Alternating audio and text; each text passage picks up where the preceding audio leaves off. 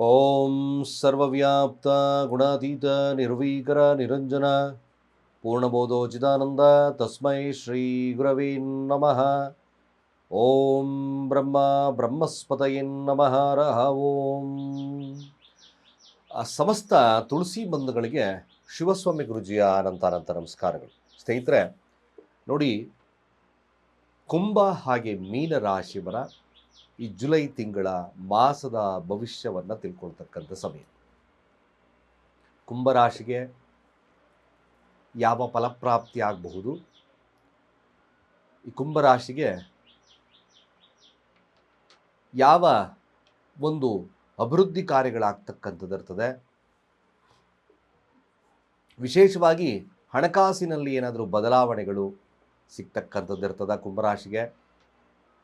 ಕುಂಭರಾಶಿಗೆ ಈ ಮಾಸ ಏನಾದರೂ ಯಾವ ವಿಚಾರದಲ್ಲಿ ಎಚ್ಚರಿಕೆಯನ್ನು ವಹಿಸ್ಕೋಬೇಕಾಗುತ್ತೆ, ದಾಂಪತ್ಯದಲ್ಲಿ ಏನಾದರೂ ಸಮಸ್ಯೆಗಳು ಬರುತ್ತಾ, ಮದುವೆ ವಿಚಾರದಲ್ಲಿ ಹಿನ್ನಡೆ ಆಗ್ತಕ್ಕಂಥದ್ದು ಏನಾದರೂ ಇದೆಯಾ, ಅಥವಾ ಸ್ನೇಹಿತ ವರ್ಗದವರು ಏನಾದರೂ ವಿಶೇಷವಾಗಿ ನಿಮಗೆ ಸ್ವಲ್ಪ ಸಪೋರ್ಟಿವ್ ಆಗಿ ನಿಂತ್ಕೊಳ್ತಾರ, ಹಣಕಾಸಿನ ವ್ಯವಸ್ಥೆ ಕುಟುಂಬ ವ್ಯವಸ್ಥೆ ಹೇಗೆಲ್ಲ ಇರುತ್ತೆ, ಆರೋಗ್ಯದಲ್ಲಿ ವ್ಯತ್ಯಾಸಗಳೇನಾದರೂ ಕಾಣಿಸ್ಕೋಬಹುದಾ, ಆ ಕಾಣಿಸ್ಕೊಂಡಿರ್ತಕ್ಕಂಥದ್ದು ಸ್ವಲ್ಪ ಉಪಶಮನವಾಗ್ತಕ್ಕಂಥ ಸಾಧ್ಯತೆ ಬರುತ್ತಾ, ಹೇಗೆಲ್ಲ ಇರುತ್ತೆ, ತಮ್ಮ ಕೆಲಸ ಹೇಗೆಲ್ಲ ಇರ್ತದೆ, ಎಲ್ಲ ವಿಚಾರಗಳನ್ನು ಕೂಲಂಕುಷವಾಗಿ ತಿಳಿಸ್ತಾ ಇದ್ದೇವೆ. ಹಾಗೆ ಮೀನರಾಶಿಯ ವಿಚಾರಕ್ಕೆ ಬಂದಾಗ ನೋಡಿ, ಮೀನರಾಶಿಯವ್ರಿಗೆ ಈ ಮಾಸ ಏನಾದರೂ ಸ್ವಲ್ಪ ಸಂಬಂಧಗಳಲ್ಲಿ ಕಿರಿಕಿರಿಗಳನ್ನು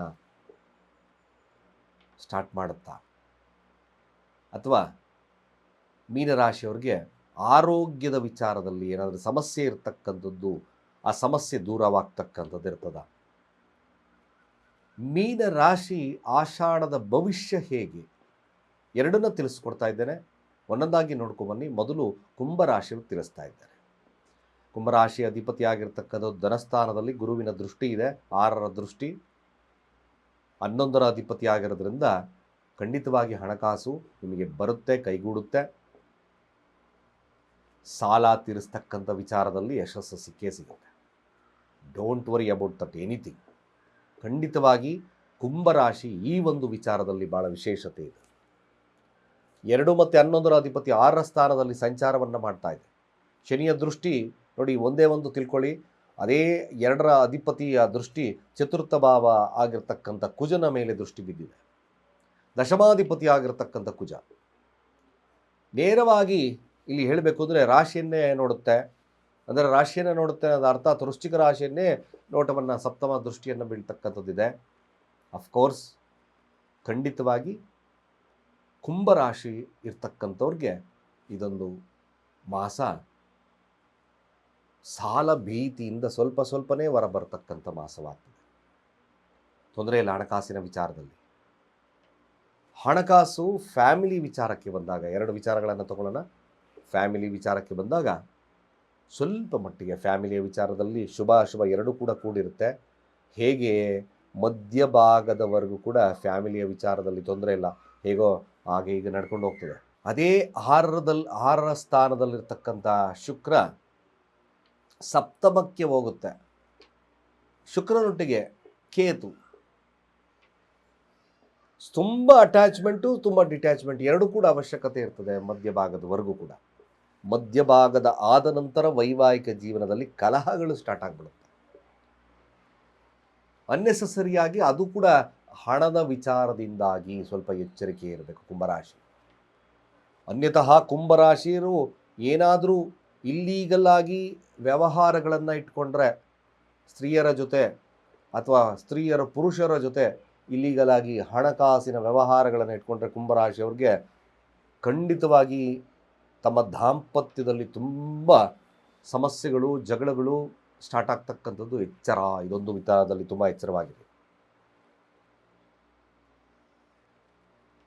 ಇಲ್ಲಾಂದರೆ ಕುಂಭರಾಶಿಯವರು ದಾಂಪತ್ಯದ ಸಮಸ್ಯೆಗಳನ್ನು ಎದುರಿಸ್ತಕ್ಕಂಥದ್ದು ಹಣಕಾಸಿನಿಂದಾಗಿ ಬರುತ್ತೆ. ಹಾಗಾಗಿ ಬಿ ಕೇರ್ಫುಲ್.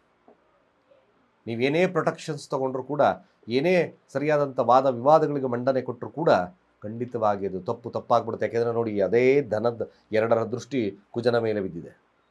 ಚತುರ್ಥ ಭಾವ ಮನೆಯಲ್ಲಿ ನೆಮ್ಮದಿ ಕಡಿಮೆ ಆಗಿಬಿಡುತ್ತೆ. Be careful. ಅದಕ್ಕೋಸ್ಕರ ಕುಂಭರಾಶಿಯವ್ರಿಗೆ ಹೇಳ್ತಾ ಇದ್ದೇನೆ, ನೀವು ಜೆಂಟಲ್ ಬುದ್ಧಿ ಆಕ್ಸಲೆಂಟ್, ನಾನು ಏನಾದರೂ ಮಾಡಬಹುದು ಅಂತಕ್ಕಂಥ ಬುದ್ಧಿ. ಬುಧ ರೆಟ್ರೋಗ್ರೇಡ್ ವಾಪಸ್ ಬರ್ತದೆ, ಸ್ವರಾಶಿಗೆ ಬರ್ತದೆ. ಬುದ್ಧಿವಂತಿಕೆ ಜೊತೆಗೆ ನಿಮ್ಮ ಜಾಣ್ಮೆಯತನ ಇಲ್ಲಿ ಕೆಲವೊಂದು ಬಾರಿ ಕೆಲಸಕ್ಕೆ ಬರದಲೇ ಇರತಕ್ಕಂಥ ಸನ್ನಿವೇಶಗಳು ಕೂಡ ನಿರ್ಮಾಣವಾಗ್ತದೆ.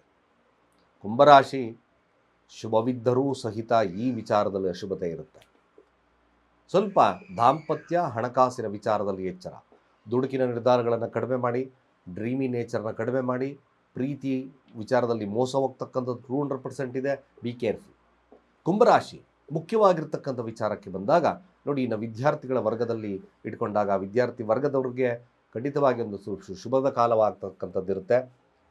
ಮ್ಯಾಕ್ಸಿಮಮ್ ಮ್ಯಾಗ್ನಿಫಿಷಿಯಂಟಾಗಿ ನೀವು ವಿದ್ಯಾಭ್ಯಾಸದಲ್ಲಿ ಮೇಲುಗೈ ಸಾಧಿಸ್ತಕ್ಕಂಥದ್ದು ತುಂಬ ಜಾಸ್ತಿ ಇದೆ. ಇನ್ನು ಮನೆ ನಿರ್ಮಾಣ ಮಾಡಬೇಕಾದ್ರೆ ಮನೆ ನಿರ್ಮಾಣ ಮಾಡೋದು, ಮನೆ ಕಟ್ತಕ್ಕಂಥ ಆಲೋಚನೆಗಳಲ್ಲಿ ಅಥವಾ ವ್ಯವಸಾಯ ಕ್ಷೇತ್ರದ ಆಲೋಚನೆಗಳಲ್ಲಿ ಬಂದಾಗ ಸ್ವಲ್ಪ ಆಸಕ್ತಿದಾಯಕವಾಗಿರ್ತಕ್ಕಂಥದ್ದಿರುತ್ತೆ. ಹಣಕಾಸು ಅದಕ್ಕೋಸ್ಕರ ವಿಶೇಷವಾಗಿ ಕೂಡ್ಕೊಂಡು ಬರ್ತಕ್ಕಂಥದ್ದಿರುತ್ತೆ. ಜೊತೆಗೆ ಕೆಲಸ ಕಾರ್ಯಗಳು ಕೂಡ ಸುಗಮವಾಗಿ ನಡೀತಕ್ಕಂಥದ್ದು ಸತ್ಯ. ಯಾರು ಕುಂಭರಾಶಿಯಲ್ಲಿದ್ದೀರೋ ಮುಖ್ಯವಾಗಿ ಮನೆ ನಿರ್ಮಾಣ ಮಾಡಬೇಕು ಅಂತಕ್ಕಂಥವ್ರು ಸಾಧಾರಣವಾಗಿ ಶುಭ ಕಾರ್ಯಗಳಿಗೆ ಕೈ ಹಾಕ್ಬೋದು. ಸ್ವಲ್ಪ ಅಭಿವೃದ್ಧಿ ಆಗ್ತಕ್ಕಂಥದ್ದು ಜಾಸ್ತಿ ಇದೆ. ಜೊತೆಗೆ ಆರೋಗ್ಯದ ವಿಚಾರ ಸ್ವಲ್ಪ ಉತ್ತಮತೆ ಆಗುತ್ತೆ. ಏನಾದರೂ ನಿಮಗೆ ಈ ಗ್ಯಾಸೈಟಿಸು ಮತ್ತೊಂದು ಜಾಸ್ತಿ ಈಗ ಆಲ್ರೆಡಿ ಕಾಡ್ತಾ ಇರ್ತಕ್ಕಂಥವ್ರಿಗೆ ಸ್ವಲ್ಪ ಸಾಂತ್ವನದ ರೀತಿ ಸಿಗ್ತಕ್ಕಂಥದ್ದು ಇರ್ತದೆ. ಸ್ನೇಹಿತರು ಸ್ವಲ್ಪ ಮಟ್ಟಿಗೆ ನಿಮಗೆ ಸಹಾಯ ಹಸ್ತವನ್ನು ಚಾಚಬಹುದು, ಹಂಗಂತ ತುಂಬ ಇನ್ವಾಲ್ವ್ಮೆಂಟ್ ಆಗ್ತಕ್ಕಂಥದ್ದು ಬೇಡ ಕುಂಭರಾಶಿಯಲ್ಲಿರ್ತಕ್ಕಂಥದ್ದು. ವ್ಯಾವಹಾರಿಕವಾಗಿ ಎಷ್ಟು ಬೇಕೋ ಅಷ್ಟು ಇನ್ವಾಲ್ವ್ಮೆಂಟ್ ಇಟ್ಕೊಂಡ್ರೆ ಸಾಕಾಗ್ತಕ್ಕಂಥದ್ದು ಇರ್ತದೆ. ಇನ್ನು ಸೂರ್ಯ ಕೂಡ ಸಪ್ತಮಾಧಿಪತಿ 6ರ ಸ್ಥಾನಕ್ಕೆ ಬರುತ್ತೆ. ನಾನು ಮೊದಲೇ ಹೇಳಿದೆ, ಬಿಸ್ನೆಸ್ಸು ಕೂಡ ಸ್ವಲ್ಪ ಡಲ್ ಆಗ್ಬೋದು, ಸಾಲಗಳು ಜಾಸ್ತಿ ಆಗ್ಬೋದು, ಬಿಸ್ನೆಸ್ಸಲ್ಲಿ ಸ್ಟ್ರಕ್ ಆಗ್ತಕ್ಕಂಥದ್ದು, ಹಣ ಇರ್ತಕ್ಕಂಥದ್ದು ಇರುತ್ತೆ. ದಾಂಪತ್ಯ, ನನಗೆ ಹೇಳಿದಾಗೆ ದಾಂಪತ್ಯದಲ್ಲಿ ಕಲಹಗಳು ಪ್ರಾರಂಭವಾಗ್ತಕ್ಕಂಥದ್ದು ಇರ್ತದೆ. ಇನ್ನು ಮುಖ್ಯವಾಗಿರ್ತಕ್ಕಂಥ ವಿಚಾರ, ಮದುವೆ ಮಾತುಕತೆ ವಿಚಾರಗಳಲ್ಲಿ ಸ್ವಲ್ಪ ವಿಳಂಬತೆ ಕೊಡ್ಬೋದು. ಆದರೆ ಸಪ್ತಮಕ್ಕೆ ಶುಕ್ರ ಬಂದಾಗ ಸ್ವಲ್ಪ ಸಾಧ್ಯತೆಗಳು, 9ರ ಅಧಿಪತಿ ಆಗಿರ್ತಕ್ಕಂಥ ಶುಕ್ರ ಸಪ್ತಮದಲ್ಲಿ ಕೇತು ಒಟ್ಟಿಗೆ ಸಂಚಾರವನ್ನು ಮಾಡೋದ್ರಿಂದ ಸ್ವಲ್ಪ ಡಿಟ್ಯಾಚ್ಮೆಂಟು, ಕೆಲವೊಂದು ಡಿಟ್ಯಾಚ್ಮೆಂಟು ಬರ್ತಕ್ಕಂಥದ್ದು ಇರ್ತದೆ. ಹಾಗಾಗಿ ನಾನು ಮೊದಲು ಹೇಳ್ತಾ ಇದ್ದೆ, ಮದುವೆ ಮಾತುಕತೆ ವಿಚಾರದಲ್ಲಿ ಸ್ವಲ್ಪ ಗಾಂಭೀರ್ಯತೆ, ಸ್ವಲ್ಪ ಎಚ್ಚರಿಕೆ ಇರ್ತಕ್ಕಂಥದ್ದು ಒಳ್ಳೆಯದು.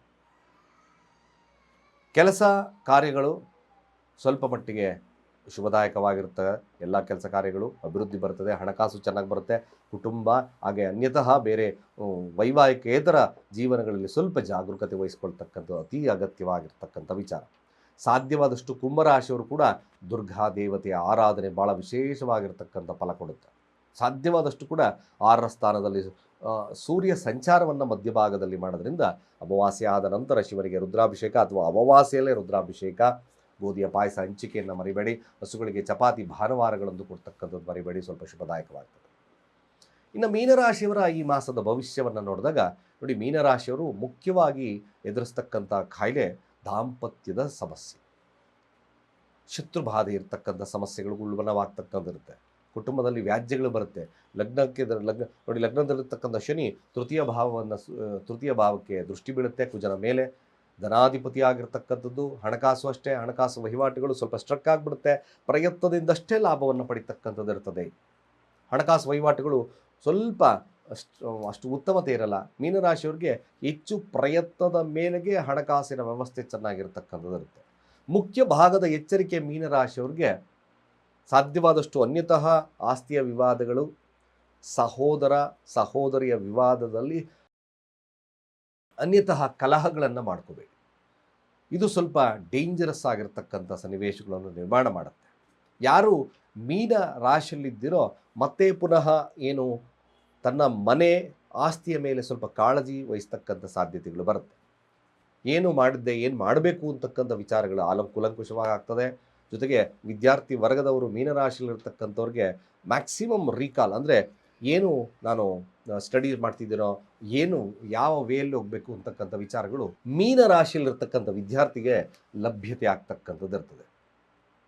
ಇನ್ನು ದಾಂಪತ್ಯದ ವಿಚಾರದಲ್ಲಿ ಸ್ವಲ್ಪ ಮಟ್ಟಿಗೆ ಶುಭದಾಯಕವಾಗಿರ್ತಕ್ಕಂಥ ವಾತಾವರಣ ಕೂಡ ನಿರ್ಮಾಣವಾಗ್ತಕ್ಕಂಥದ್ದಿದೆ. ಹೆಚ್ಚು ನೀವು ಈಗೋಸ್ಟಿಕ್ ನೇಚರನ್ನು, ಸ್ವಲ್ಪ ಲೇಸಿನೆಸ್ಸನ್ನು ಕಡಿಮೆ ಮಾಡಬೇಕಾಗಿರ್ತಕ್ಕಂಥದ್ದು ಅವಶ್ಯಕತೆ ಮೀನರಾಶಿಯವರಲ್ಲಿದೆ. ಇಲ್ಲಾಂದರೆ ಹಿನ್ನಡೆ ಆಗ್ತಕ್ಕಂಥ ಸಾಧ್ಯತೆಗಳು ಬರುತ್ತೆ.